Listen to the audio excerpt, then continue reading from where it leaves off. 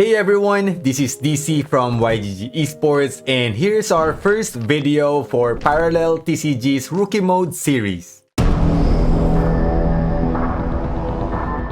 Today's deck will be Kathari's starter deck. It is a zoo deck which aims to build a wide board, and an aggressive one that can finish games very fast. Kathari's starter deck's paragon is Neus Valerius Alpha, or simply Neus. Its passive ability is, whenever a unit of yours deals damage and survives, it gets a permanent 1/1 buff at the end of your turn.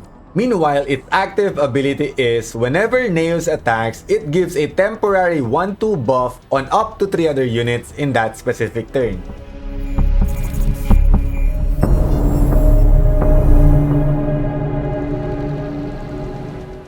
Here are the high-valued cards for this deck.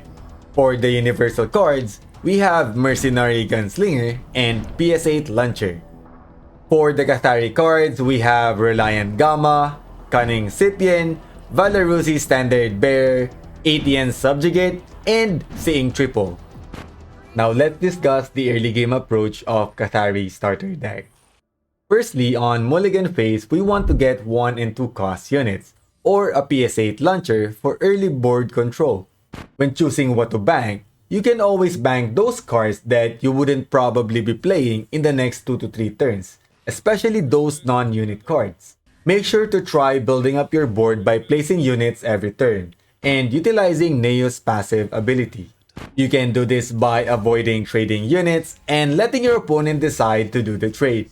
You can still kill your opponent's units as long as your units survive. Here are some of the things that you need to take note going to the mid and late game with Kathari's starter deck. First is the timing of playing Neus onto the board. Most of the time, you would want to place Neus on the board when you know that it would survive for that specific turn. And again, it's because its active ability only works when it attacks.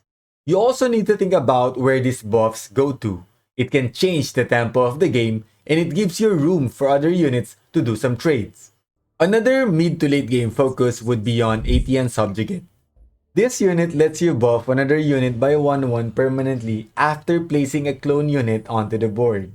This would be very crucial if you want to make some trades or keep some of your units alive during your opponent's turn.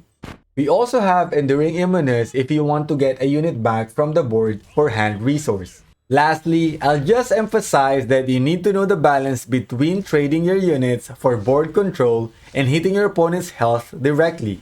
One tip that I could give you when deciding to trade or not would be figuring out if your opponent has high valued cards on his board, or if you are trying to keep crucial cards on your board such as Cunning Scythian or ATN Subjugate. Alright, and that's it for our Kathari starter deck guide for Rookie Mode. If you want some extra apparition packs in-game, you can use my referral code, which should be right here. If you have any questions, you can drop it in the comment section down below. You can also DM me on Twitter or visit my streams on Twitch. And if you've enjoyed the video, make sure to like, subscribe, and hit the notification bell as we will upload the next guides on the channel soon. Thank you for watching, and see you guys on the next one.